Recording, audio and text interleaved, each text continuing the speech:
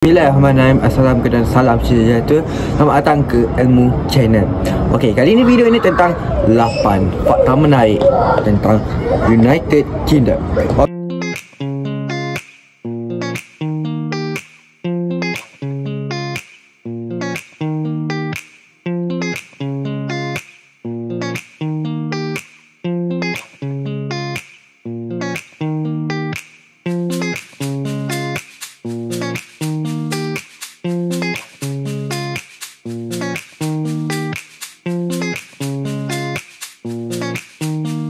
Okey, fakta pertama.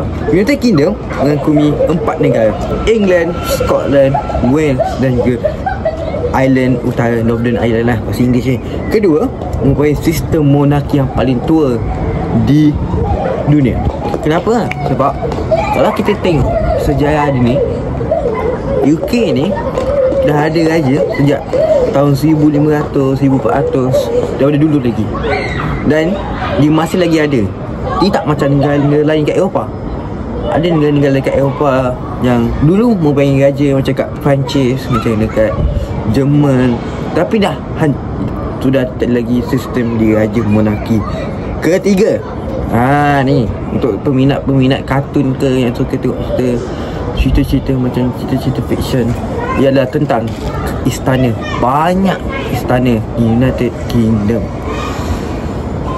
Keempat, budaya teh yang kuat. Orang UK memang terkenal dengan minum teh, terutamanya afternoon tea.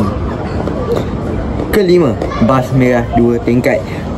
Bas merah 2 tingkat ni yang menjadi ikonik sangat untuk orang UK dan juga merupakan pengangkutan awam untuk United Kingdom, dan juga ini memang sangat digunakan semua orang lah sebab senang, cepat untuk naik bas 2 tingkat merah ini.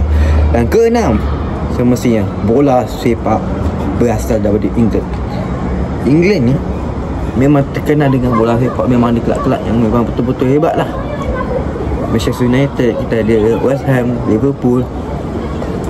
Ketujuh, universiti yang terkenal dan antara yang tertua, iaitu Cambridge University dan Oxford University. Kelapan, kaya dengan sastra.